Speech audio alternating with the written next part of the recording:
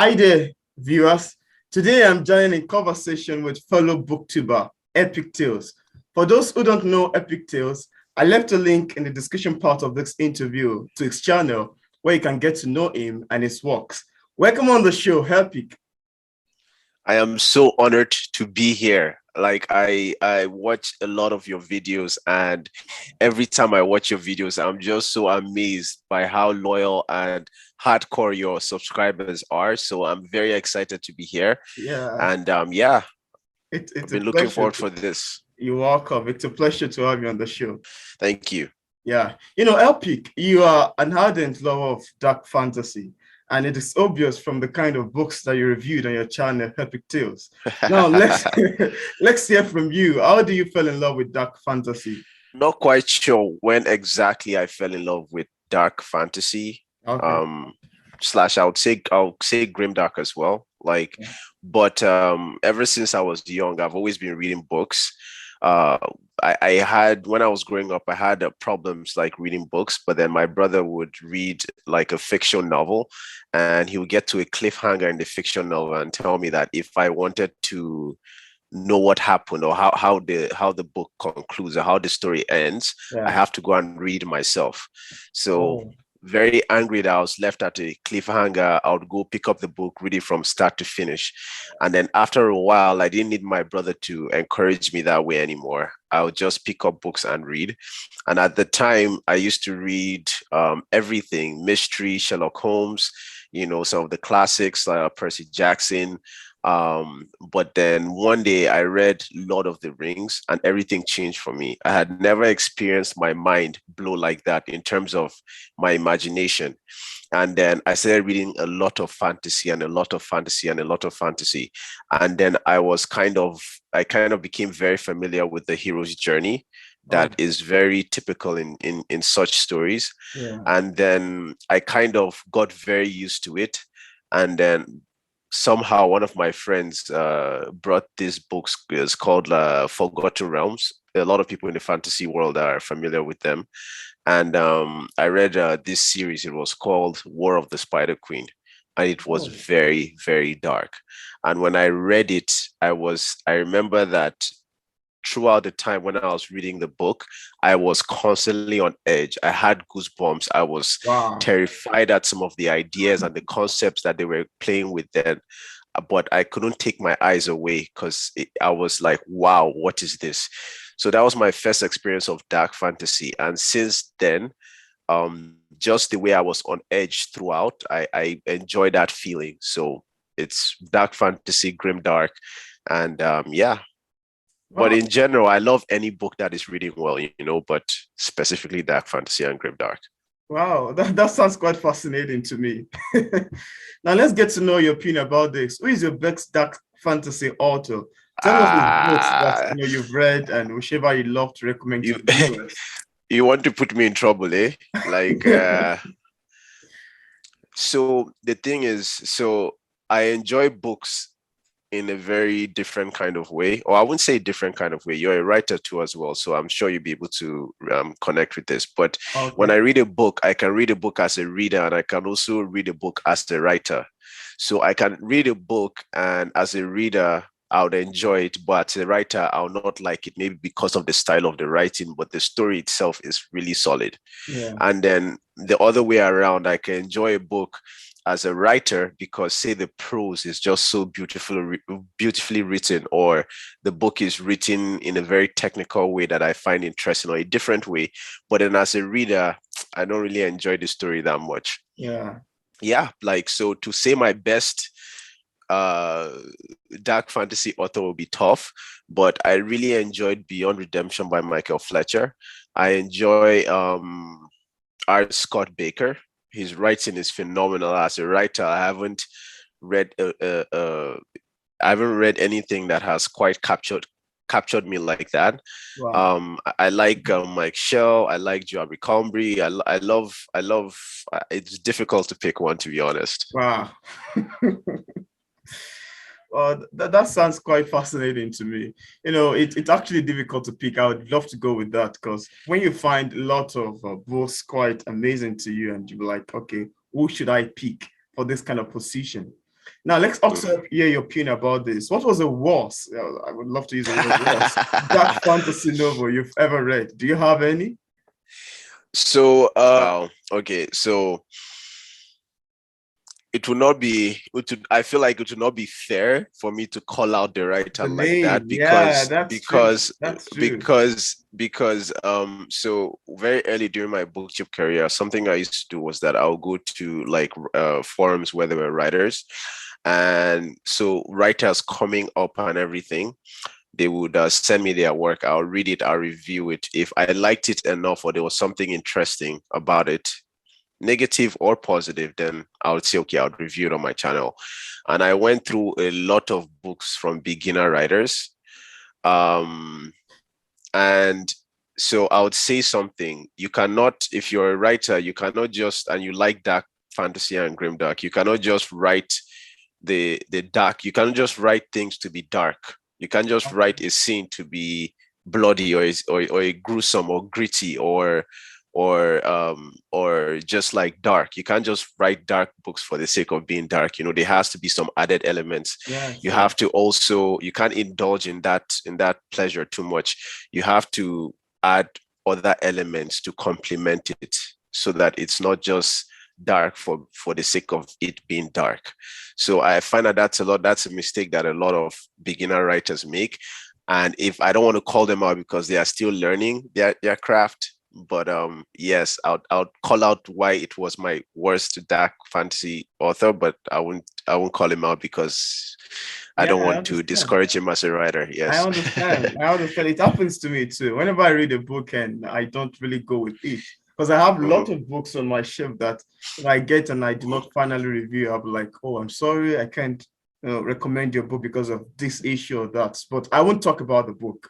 Now, just give them a sort of feedback that, this is what I found in your book, and I wouldn't be able to talk about it. So please pardon me for that. Yes. And like, why would I review bad books and just bash you? Yeah, it's not like, it's not like, yeah.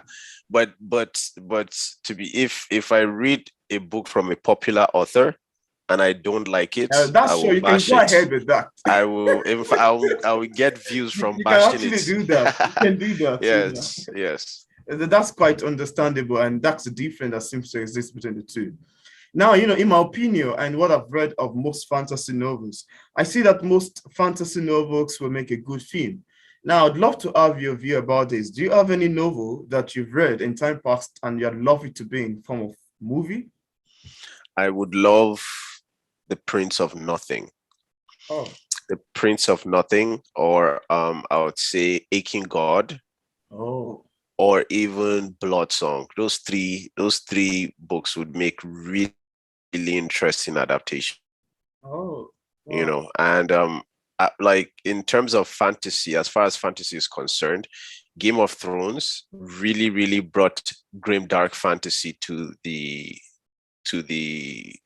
mainstream audience. Yeah. Yes, to the limelight. So I feel like these books would be a very good follow-up to Game of Thrones if they made a decent adaptation of them. Oh, that's great. I've also heard about Game of Thrones, but I haven't read it yet. You haven't? But have you watched it? I haven't. Ah, wow. Okay. But I do hear people talk about after this interview. BookTubers and all of that, talk about Game of Thrones, and I've heard it quite a lot of time. After this interview, drop everything you're doing. Don't eat, don't drink water, don't sleep. Just go and watch Game of Thrones or pick up the first book and start reading. Highly recommend. Yeah. Okay, I'll go with your advice. Thank you. Now, Epic, are you working on any book? Do you have one? Yes, actually, I'm writing a book, Cradle of Chaos, and it's a passion project. It's a book that I don't know. I feel like it's a story I've been developing for as long as I can remember. I remember being like 9 years old and thinking of like my main character and like how he would be and different scenarios in my head. It's strongly influenced by slave and colonial history and a lot of philosophy that I've read here and there. So it's basically it's basically, it's going to be a combination of everything I've learned, and um, like conflicting ideas that I play with in my head. I'm just going to bring it to life in form of story, so that yeah, I'd like to see how people engage with that. That'll be fine. And I look forward to, seeing and experiencing what you've got in Creed of Chaos. Yeah, I'll be grateful, for to get feedback from you. Yeah, that'd be great. Now, I'd love to have your idea about self-publishing and traditional publishing. Do you prefer one over another? And tell us why if you prefer one over another. And supposedly your book is finally ready, supposedly in future time. Then which of these publishing means would you love to utilize? The self-publishing form or the traditional way out? So that's a very good question. Traditional publishing and self-publishing, I like both of them, but for different reasons. Now, traditional publishing, because traditional publishing has a certain standard of quality that I can count on. I can count on a certain standard of quality when I'm reading a traditionally published book, because there are so many levels of editing and proofreading and all of that goes into publishing the book. So you're reading something that's quality in terms of the writing and standard, basically.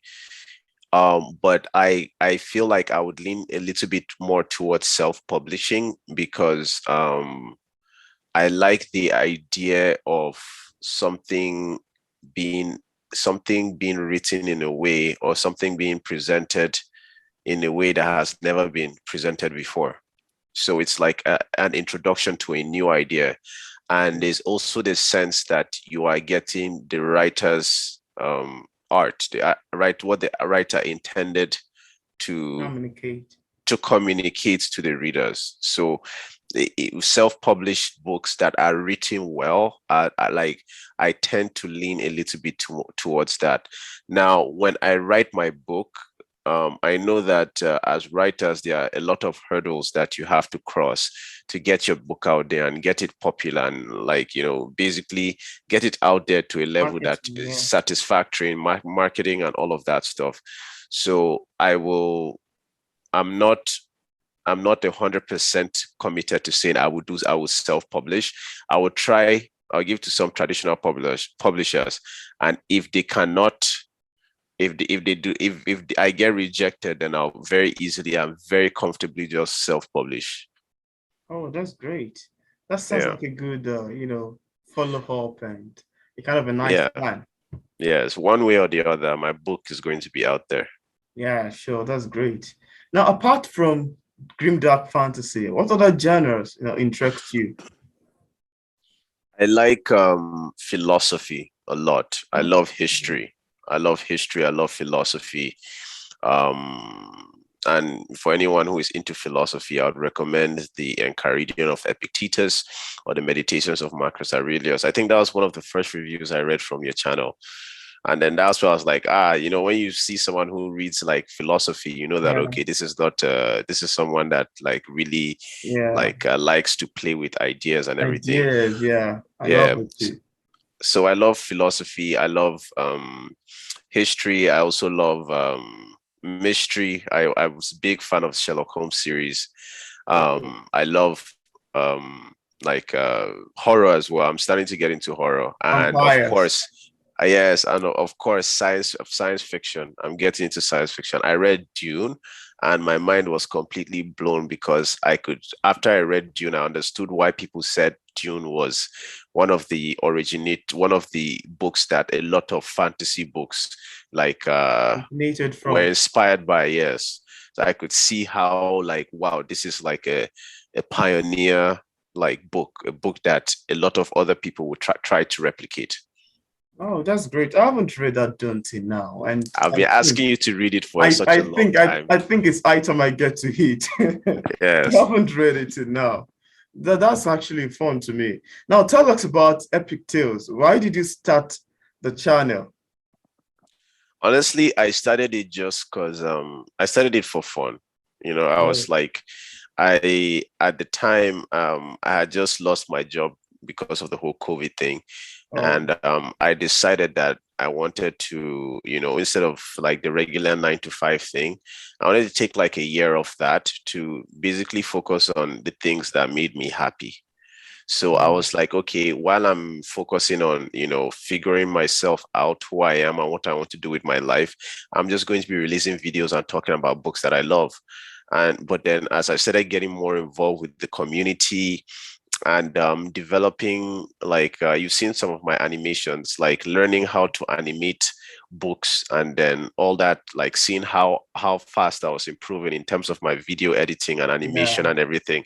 I was like, wow, like this is something that if I was doing, Wow. and yes, like I can do this, you say when it hits you that, okay, I can do this. I'm having a good time and I really, really enjoy doing this, and then I was like, I started understanding that whatever I'm going to do in the future, EpicTalez, the channel on YouTube is going to be, is going to be a part of it, Yeah. so I decided to take it a little bit more seriously. And every day, like, I'm just so grateful for the community I have, the interactions I have on the comment section. Yeah, like the connections I've made, being able to interact with writers, being like, being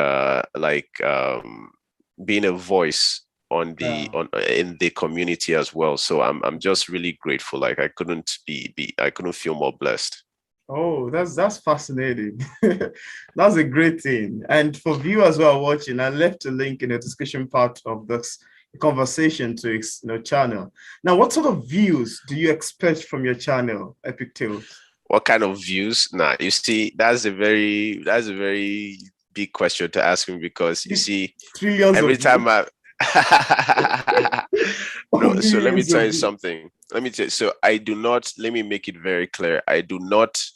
Um I do not whether I get views or not, Yeah, right? I already have a community I'm very proud of, yeah, sure. and I know how much work I put into every video. So and I understand that during the editing and during the reading of the book, that's where I have the most fun. But of course, like if I was getting like a good amount of views on each video, like say I was getting at least triple the amount of subscribers I have, if I was getting that amount, that would be really good, because I put in a lot of effort in my Yeah, animations sure, for my book reviews sure. and everything. So yeah, that would be nice. But even if that doesn't happen, I'm still very like grateful, and I'll continue to make videos consistently as I can. Yeah, you gotta keep pushing. Yeah. You gotta keep pushing. Now, Epic, who are you shouting out to? Would you love to shout out any other booktubers or friends? Yeah, like if so, a lot of the times when we booktubers were doing a book review, or we're talking about a book, we're often giving our perspective and assuming or presuming the thoughts of the writer as they were writing the book. You're comparing what what the writer intended to communicate versus the communication you got, and you're And telling you it to your saw. viewers, right? Yeah. If you want a channel where you can go and watch like good quality interviews with these writers, Okay. I shout out P English Literature. I'm joking. I really love That's this funny. channel, but That's I funny. also I also shout out like Steve Talks About Book, Yolene That's Reads. Like great. she is like she almost has a personal relationship with each of the people that is subscribed to her channel. Like from the comment section, she basically sees the kind of stuff you like and decides to like give you like recommendations in that direction. And like there's a community that her and Steve kind of share that is very, very, very welcoming and very, very interactive and very, very active as well. So if you want to Great. find other nerds to like have fun with, Yolene Reads and Steve Talks About Books. That's great. I think I would have to leave. I will leave a link in the description part of the video to the channels that you've mentioned and shout out to. Yeah. That's great. It's a pleasure speaking with you, Epic. I'm so grateful. And this, I'm telling you, if you're subscribed to this guy on this channel, you're part of something very big. I'm Oh, always surprised by how much you guys turn up for every interview. You guys watch, you guys leave comments. You oh. guys really, really like have a good time on this channel. And I watch this channel, I respect and I love it so much. So yeah, continue to support him. He puts in a lot of effort into every video, and yeah, like this channel, this channel is this is where it's happening. So Now I'm flattered. I'm flattered to be here, to be honest. Honestly, it's funny. Thank you so much. It's a pleasure speaking with you. Have a wonderful day. Stay epic. Yeah, and you too. Epic.